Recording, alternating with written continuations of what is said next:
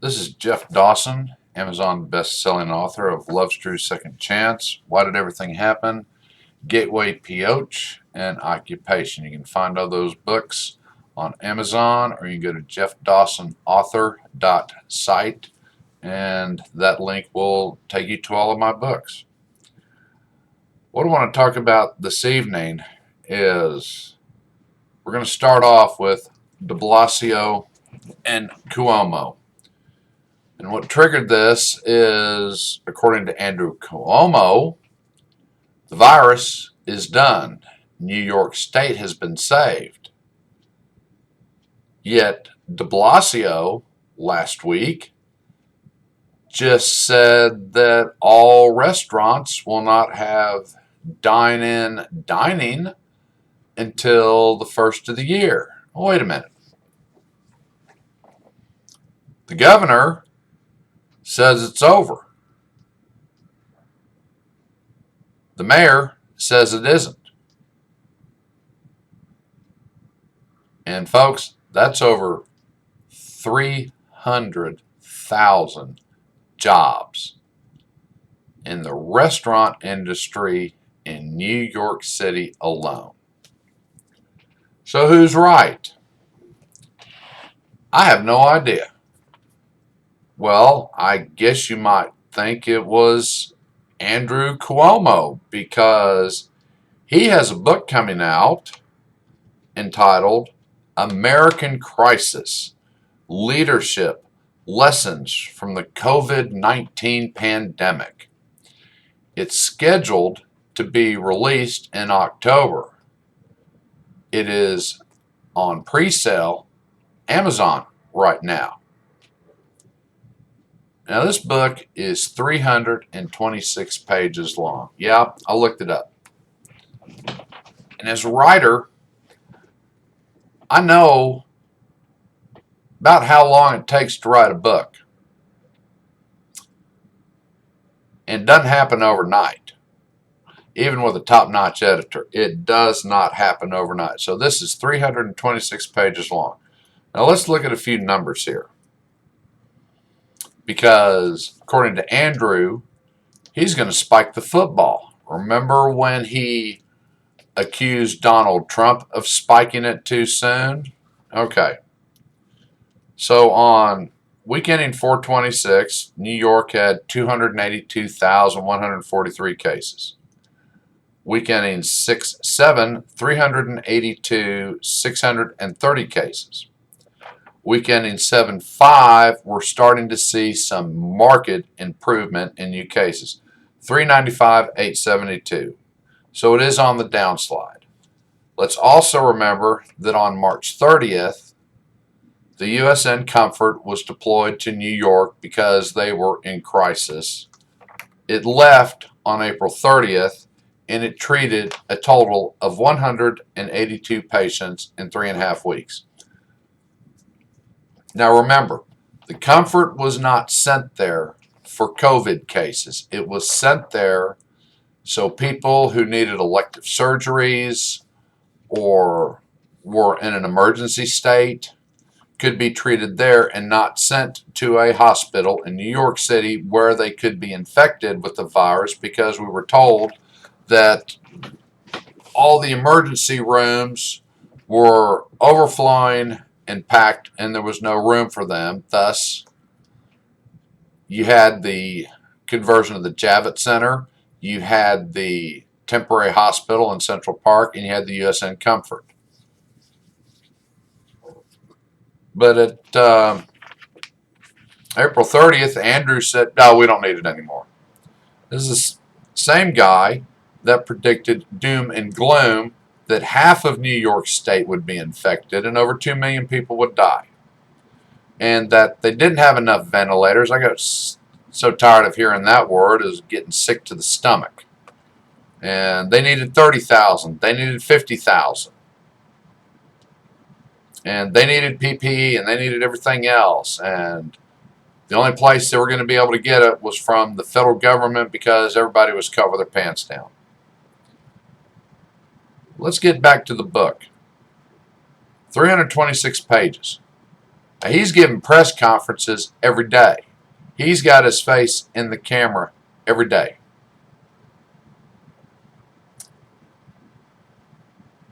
It takes longer than 2 months to write a book. I mean, it's already out there. They've already got it set up. So it's already been written. Now it's being edited, or it already has been edited. My point is, he's spiking a football. A 326-page book done right takes about 6 months. That's the average. Because my books range anywhere from 300 to 500 pages, depending on the topic. So are you telling me that he started writing this at the end of March? Let's see, March, April, May, June, July, August, 6 months. Or did he start it in July? Or did he start it in June? He's spiking a football, yet if you watch the media, well, it's still exploding across the country. And we have also heard the talks of, well, wait till flu season hits. It's going to rear its ugly head again and slam everything. So this guy is releasing a book on how he defeated COVID. And I'm sure that's what it's going to be like, because I've seen some of his press conferences lately, and it's all about him, and it's all about how Trump did nothing. Yet this was the same man back in March and April who was screaming for the federal government to help them because they were being inundated with this virus. So which is it, Andrew? Well, he's a politician, and politicians rely on voters having zero ability to retain a thought. They hope you don't remember what they said yesterday, much less a week or 2 months or 3 months or hell, 6 months down the road. Well, that's ancient history, and I never said it, and it never happened, but I'm going to publish a book and tell you how to beat this. He's even had press conferences. We'll tell you how to do it. Well, Andrew, I will say this much. At least your cases per week are down. It is currently, 304 a day. And this is based on week ending 9/29, 8/29, excuse me. You still got 304 cases a day and 4 deaths a day, which that is, and I don't care what side of the aisle you're on, that is good news for New York City and New York State. But let's also not forget that as of 8/28, week ending, New York State accounts for 7% of all cases in the United States and 42% of all of the current deaths of 180,000.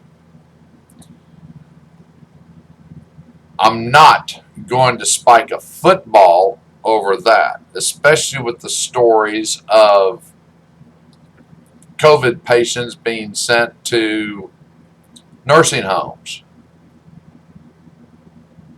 There are enough stories out there to believe this actually happened. And I'm sorry, folks, but that's a crime. You sent sick patients with a deadly virus in with some of the most susceptible people in the United States. What brain surgeon came up with that?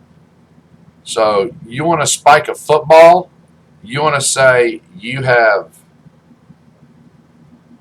shown leadership during this virus? Well, if that's the case, then why in God's name is the mayor of New York City telling restaurateurs you can't have patrons dining in until after the first of the year. And this is on you guys. I understand there's a lot of bickering over the current stimulus package, which is if passed, whichever way it goes, it's either going to add $1 to $2 trillion onto our current $26 trillion debt. Is that the money you're banking on to bail you out over this spiking the football decision? You need to think about that. It's a little early in the game. Why don't we wait and see what the virus does for the next 6 to 9 months? Let's see if it finally works its course and dies out on its own. Or is it going to come back and slam cities it's already gone through once, like we saw or have read about from 1918 to 1919 in the Spanish influenza? And let's also not forget the H1N1 of 0809 that we were very fortunate only killed 14,000 but infected 60.2 million Americans. And it had 2 cycles. So, Andrew, I sure hope that this virus dies out. Otherwise, if you've patted yourself on the back and said what a great job you did, and this thing comes back and slams New York City and New York State, I really want to know how you're going to rephrase the title of the book. American Crisis, Leadership Lessons from the COVID Virus. You might have to retitle it American Crisis, What the Hell Was I Thinking? Yeah, leadership lessons. The lessons are going to be, don't publish a book trying to make yourself look like the good guy when your state accounts for 42% of the deaths in the United States. It ain't time to spike the football. Now, the next item I want to cover is, and I'm a week late on this, but shit happens. But this is, to me, the Democratic mindset and their thinking, which I don't understand. And when I do watch the news and they're having their expert panelists and all this lovely crap, blah, blah, blah. I know those on the right do it, but those on the left just are constantly interrupting. Donna Brazile was on Fox and Friends on 824, and one of the panelists didn't agree with what she said, and I mean, it was like a knee-jerk reaction. Here came the race card, and that's all she said. The gal never got a chance to really finish what she was saying. She just kept interrupting her and talking over and talking over, and all it was about was 400 years of slavery. You're a racist. You're a segregationist. Just on and on and on. And it could have been that show that Sandra Smith hosts where it was happening, because it wasn't with Ainsley and the other 2 guys. But it's like, really? Is this, you all keep saying we need to have dialogue, we need to have an open conversation, but the minute you disagree with them, here comes the race card. In fact, where I live at a hotel, and there's a gentleman here. He's 80 years old. His name's Will Reeves, and he's black. And we are going to put a show together, and we're going to show you idiots how we can talk about race relations, give each other a bunch of grief, and at the end of the day, still be friends and still be civil and still call each other dumbasses, because that's pretty much what Will and I are when it gets together. I mean, think about Archie Bunker meets Fred Sanford. That's kind of the way we are. Our backgrounds are completely different, but we are Americans and we are humans and we are mature adults. Gee, can you add those three to any of the networks that you watch, to any of the politicians that you follow and you support? Can they meet those three criteria? Yeah, my answer is no. From the president on down, the answer is no. And here's a good example on this next one. Now, I'm going to give you a definition, and I want you to figure out what I'm describing. Violent criminal acts committed by individuals and or groups to further ideological goals stemming from domestic influences such as those of a political, religious, social, racial, or environmental nature. Now I'll give you a couple of seconds. What did I just define? If this was Jeopardy, I'd turn on their music and you go doo doo doo doo doo doo. Don Pardo, and the answer is that is the description of the federal statute for domestic terrorism. Violent criminal acts committed by individuals and or groups to further ideological goals stemming from domestic influences such as those of political, religious, social, racial, or environmental nature. Does that sound like a phrase you've heard on the airwaves in the last week?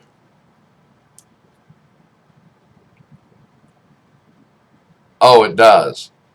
Nancy Pelosi, domestic enemies and allies in Congress, enemies of the state. They reside at 1600 Pennsylvania Avenue. Domestic enemies and allies in Congress are enemies of the state.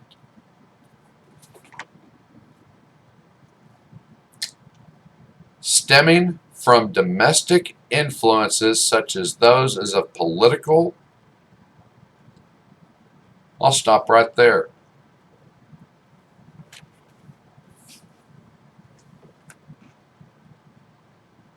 You get a good attorney, and Nancy Pelosi belongs in Gitmo. Stemming from domestic influences. When the Speaker of the House of the United States is calling the President of the United States and those that support him domestic enemies after raising her little frail hand up and saying, we all take an oath to defend the Constitution. That's not what you're doing here. All you people have done is call about how Trump is being divisive, how he has created this chasm in the United States. What the hell did you just say? You tell me that a law hasn't been broken. Yeah, you already committed one, which was a minor infraction of destroying a federal document when you tore up Trump's State of the Union address. That was pretty damn childish. And you said it was all lies, and you basically told all those people that invited just what you thought about them. And I'm not going to go through the list of all of them. The only thing I didn't like at the State of the Union is when Limbaugh was given the Medal of Freedom. Really? There was a time and a place for that, and I'm sorry, Donald, but that was not the time or the place, and I don't like that bombastic bastard anyway. I know he is a supporter of yours. I know he has 30 million followers. I also know that I quit listening to his fat ass in '94 when the Republicans finally got the House back and all the great things they were going to do and their 100-day plan, and they didn't do a damn thing. They fell flat on their face, and you didn't call them out, and that was the day that I quit listening. But of course, you kept bitching and bitching and bitching about the Clintons and gave them all the free press they needed, which I think that was a real bonehead move on your part. Hell, if I'd been the Clintons, like, I don't give a damn what Limbaugh says about us, Hillary, because he's giving us free publicity, and that's what that dumb sumbitch did for, and he's still doing it to this day. If he would have shut up, maybe the Clintons would have just disappeared into the sunset. No, he just had to keep running his fat mouth. But that's another story. All right, and the last item is everyone's talking about Biden to not debate. Why? It's a presidential race. You can't debate from the bunker. You can't do this. I guess you could do it virtually, but why? I mean, the DNC had their convention. They had people on stage. You accepted the nomination with Kamala. So are people telling me, okay, we can't have Donald over here and Joe over here and a panel of, I hate using the word journalists because most of them aren't, and they're separated? You're just not going to have the audience, which really the audience most of the time just gets in the way, like we saw in 16. The hooting, the hollering, the interruptions. It didn't matter whose side they were supporting. It just slowed the whole thing down. We don't need this to be a spectacle. We need it to be a real debate, and I don't see why he can't do it. I don't see why either one of them can't do it. What better way to see these two men up against each other and presenting their case? We all know that the conventions are propaganda. That's all they are.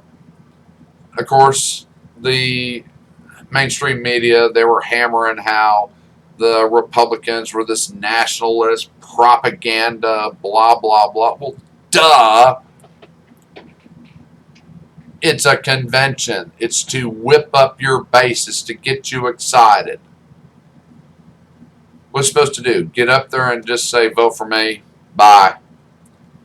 The Democrats do the same thing. It's a party atmosphere. It's supposed to be. It's supposed to get everyone excited. Get behind our candidate. Push them forward. Get out. Get the votes. Get off your ass. Let's make this happen. That's what a convention is all about. And yeah, it's propaganda, dumbasses. So they should debate. And we'll see how well they do. We'll see which one craters. We saw it with Romney and Obama. Romney won the first debate. The second debate was a tie, and then he got his ass handed to him in the third debate. I mean, I remember that. It was ugly. Hell, Mitch shouldn't have even shown up. He sat there like a dog on a lap. Can I speak now? Can I speak now?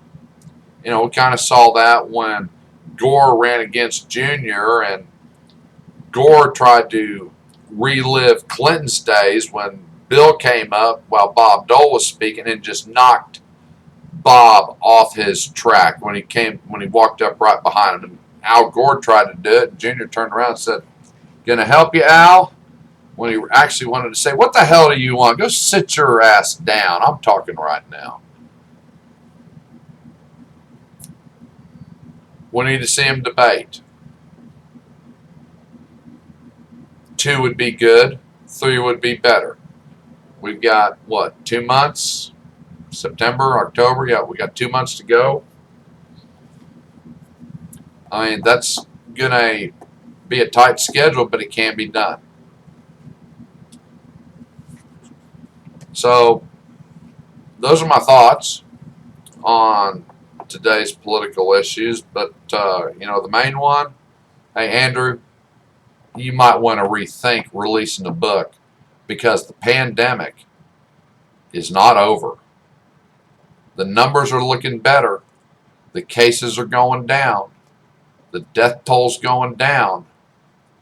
But if the CDC actually gets something right on this, which they have been wrong since February,